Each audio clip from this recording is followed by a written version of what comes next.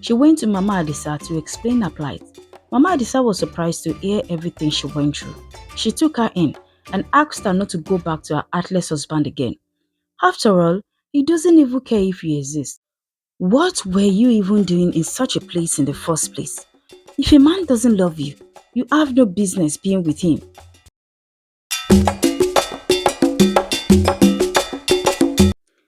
In a small city in the western part of Nigeria, there lived a fat, beautiful princess named Abibat. Abibat had problems finding true love due to her size. Oftentimes, people would mistake her for a wife or mother who was giving birth to all her children. As a result, it was quite difficult for her to find true love. But one day, she met Dele, a struggling trader who complimented her looks and body size. According to him, she has all the qualities he has always wanted in a woman and he is glad to finally find her. At first, Abiba thought it was all a lie until Dele came to her house to pay her bride price and she was very happy that she could finally find someone who is ready to marry her. The wedding ceremony was done on a low-key basis due to the financial status of Dele and Abibat's parents. She moved in with him and they began living as husband and wife. Even though Dele was struggling, Habiba did everything to help out at home. She would often help people run little errands like washing clothes, cleaning homes or cooking at local food joints to make some money. After collecting her wages, she would give it to Dele and he would often praise her for her hard work. The couple continued living this way until the arrival of their first child. After the baby's arrival, the expenses became too much for Dele and Abibat couldn't do much because her baby was barely 1 month old. But Dele would ask her to find a job doing because what he makes is not enough to feed the three of them. But my baby is barely 1 month old. How do you expect me to cope with that? Abibat would ask her husband countless times, but he would always say, you don't have to make excuses because you have a baby. At least, you did not go under the knife to have her, nor did you have any complications. So why the excuse? Moreover, you can always drop her with someone as you do your work. Habiba would argue that the fact that she did not have any complications or go under the knife to have a child does not mean that she's strong enough to engage in strenuous activities. But Dele would often call her fat, lazy, and good for nothing wife. Sometimes, Dele would leave for days without providing her food, and he would often blame her whenever he did not make as much money as he should. He would say she is a cost to him and that she is the reason why he has not become rich. Habibat would pray silently that things get better for Dele, hoping that he would be happy if he had money. To make things worse, Dele would let his family know that his wife is a bad person and she may even be the reason why he is not experiencing progress in his life. Her once warm mother-in-law and father-in-law became cold towards her and they started treating her like she's a nobody. Her mother-in-law would often tell lies about her and Dele would believe everything his mother says without verifying it or asking his wife about it. Rather than talk about it, he would give Abiba the silent treatment for days, and when he eventually speaks, he would force her to apologize to his mother even when she did no wrong. He would always force Abibat to do what he says, and Abibat would have no choice but to obey. At one point, Abibat considered leaving, but she had a rethink because of her little baby and the fact that she doesn't have anything fetching her money, so she decided to stay. After 3 years of being tormented by Dele and his family, Habibat decided that she would help her husband. Habibat believes that no man would marry her because of her size and the fact that she already has a child. Maybe if I help him get customers, he will be happy and his love for me would increase, she thought. One morning, she asked Dele to give her some of his goods to sell and he reluctantly gave it to her. Habibat found it difficult to sell off the goods in the village, so she decided to go to the next village. While there, the people bought all her wares and they even asked her to bring more. When she got home later that day, Dele was surprised to see that his goods were sold off by his wife. She explained to him that a lot of people need clothes in the next village because there is no trader who sells such things there. Dele was surprised. He had never thought of exploring the next village, and here is his wife doing that and making a change. But rather than appreciate her kind gesture, he lied to her that she was just lucky that he had explored the village countless times without any success. Habibat gave him the money she made from the sales of his clothes, but Dele did not give her anything from the money to appreciate her. The next morning, he only dropped some money for her to get foodstuffs and feed the baby. He grudgingly thanked her as he headed out to sell his wares. When he got to the village described by his wife, Dele was shocked at the rate the people rushed his product and even asked for more. He started thinking of how to buy more clothes to make more sales and satisfy his customers.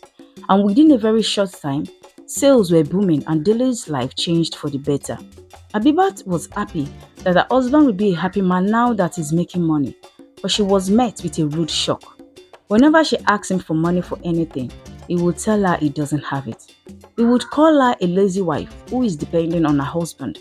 He would also body shame her and tell her to slim down because he doesn't like fat women who are only concerned about spending their husband's money. Whenever Abibat dresses up and asks him if she's looking good, he would always come up with ways to make her feel less about herself. Abibat was surprised at her husband's attitude and she doesn't know what else to do to make him happy. She would cry many times and wonder why Dele would treat her that way.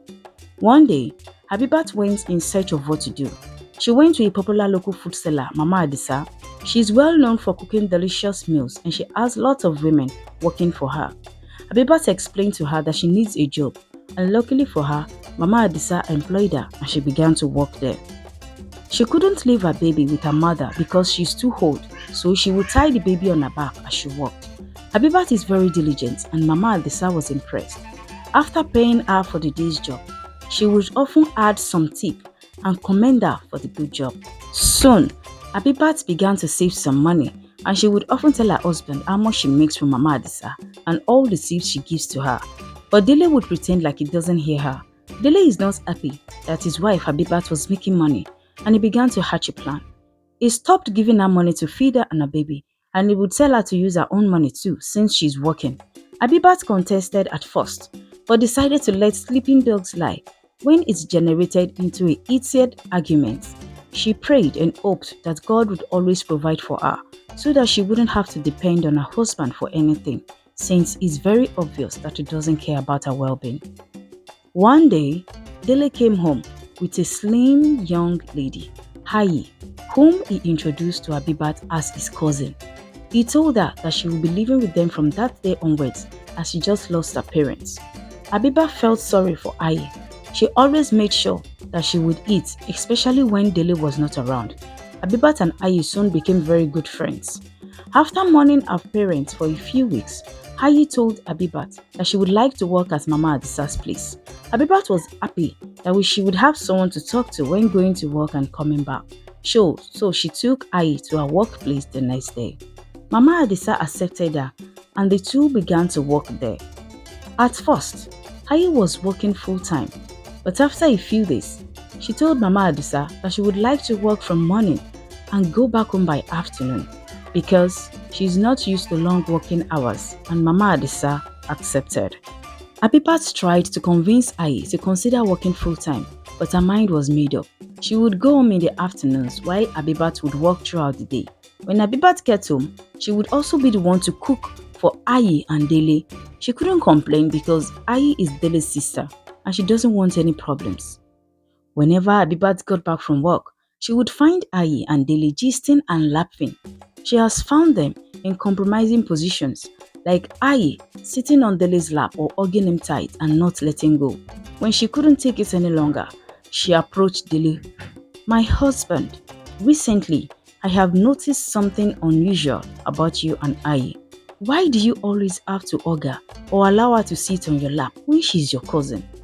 It's a taboo and abomination where I come from.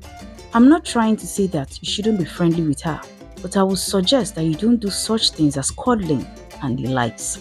Dele was surprised at Abibat's boldness. He replied that he knows the women at Mama Adisa's place were teaching her how to disrespect her husband. He said he knows that she's trying to come between him and his family, which confirms that she's indeed a bad wife. Abibat began to plead with him to forgive her. She said she can never come between him and his family, but Dele continued to call her names. The more Abibat begged and pleaded, the angrier he became. He threw her things out and sent her away with her little baby. Habibat begged and pleaded for him to rethink his decision, but Dele remained adamant. Abibat did not know what to do or where to go. She did not want her aging parents to be affected by her marital problems, so going to them was not an option. She packed her belongings in one place and kept them beside the house. She went to Mama Adisa to explain her plight. Mama Adisa was surprised to hear everything she went through. She took her in and asked her not to go back to her heartless husband again. After all, he doesn't even care if you exist. What were you even doing in such a place in the first place? If a man doesn't love you, you have no business being with him, Mama Adisa advised. Abibat went back home to pick her things and she moved in with Mama Adisa. A few weeks later, she was working when Ayi came to her. She told her that her husband is very ill and she would suggest that she come to take care of him because she will be going back to her village the next day and will be coming back the next week. When Abibat got home, she was surprised to find Dele looking so emaciated. She asked him what happened and he replied, I haven't been able to eat well since you left and Ayi would not cook. Even when she does, she would spend a lot of money and end up cooking trash. I have exhausted all my business capital and I can't even feed right. I just got fed up and asked her to tell you to come. Abibat was surprised that her husband actually asked her to come because he missed her food. So, you actually sent for me because you missed my food? Not even your daughter or I. Food? Abiba asked him repeatedly. Habibat, my love, of course, I miss you and my little baby, but I've not been able to have a good meal since you left. Moreover, I told you that I can't do my business any longer. Habibat stared long and hard at him, contemplating if she should forgive him or not. When she did not say anything after a long time, Dele apologized for the way he treated her. He blamed her for making him angry and he asked her to come back home. Abibat accepted the apology and she moved back home without thinking twice. During the first few weeks, Dele would praise her for her good cooking skills and Ayi would also compliment her. Abibat would cook with her money because her husband's business was no longer functioning. The burden of the entire home now lies on Abibat and she did everything to make them comfortable. Soon, she became pregnant with a second child, but when she informed Dele, he told her that he wasn't financially ready, so they opted for abortion. Abibat was not happy about it, but there was nothing she could do. Few weeks after the abortion, the financial situation did not get any better, and Abibat remained the sole breadwinner of the family. One day, she got back home from work to find Ayi being attended to by a local midwife in their hut. She advised Ayi to take enough rest and avoid any strenuous activities if she loves herself and the baby. Habibat was confused because she was not aware that Ayi was pregnant.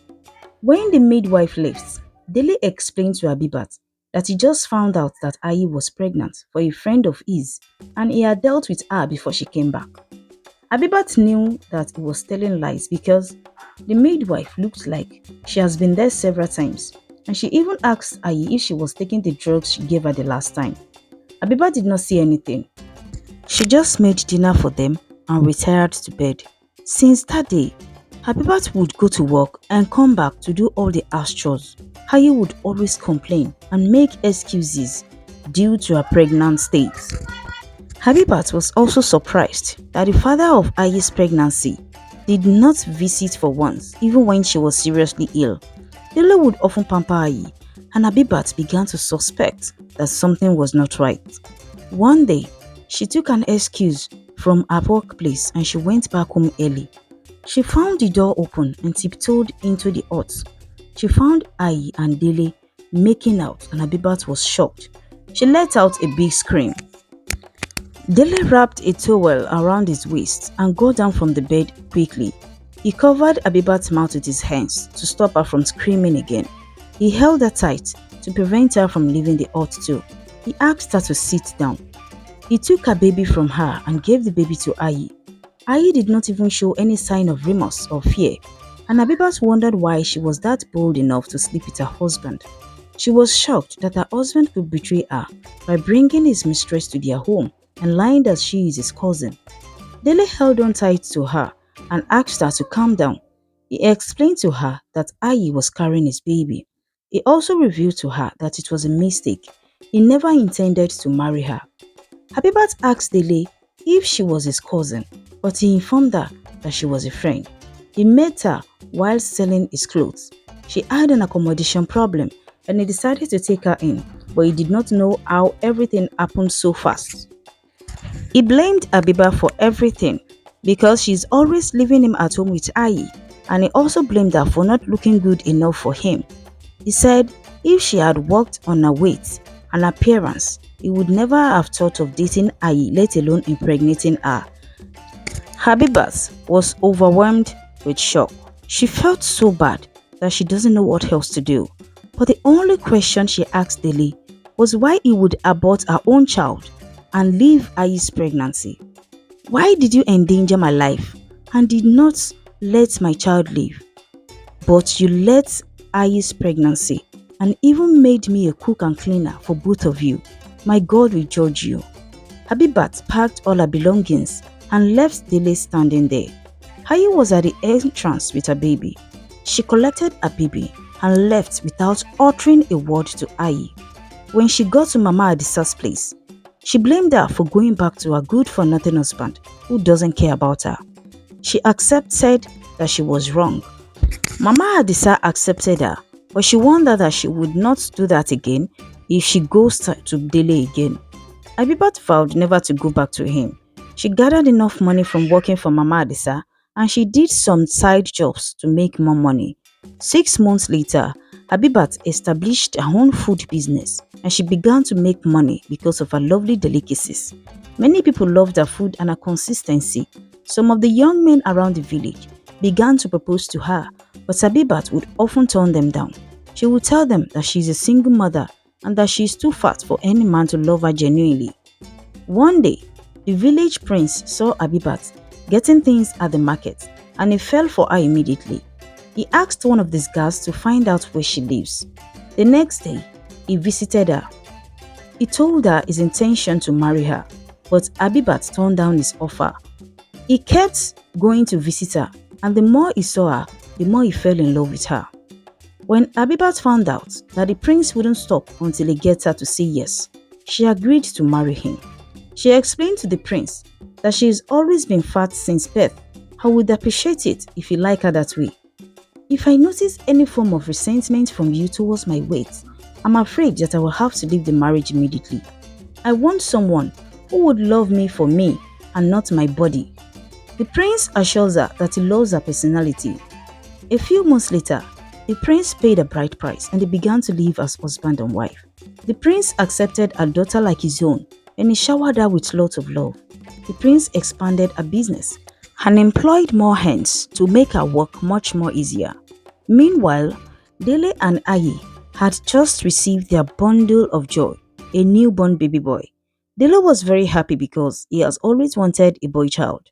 He showered Ayi and a newborn baby with love and did all the house chores. He would also cook and provide for the family.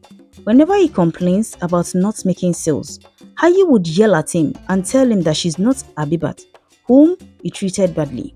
He has to treat her like a queen that she is. Dele started doing all sorts of jobs to make ends meet.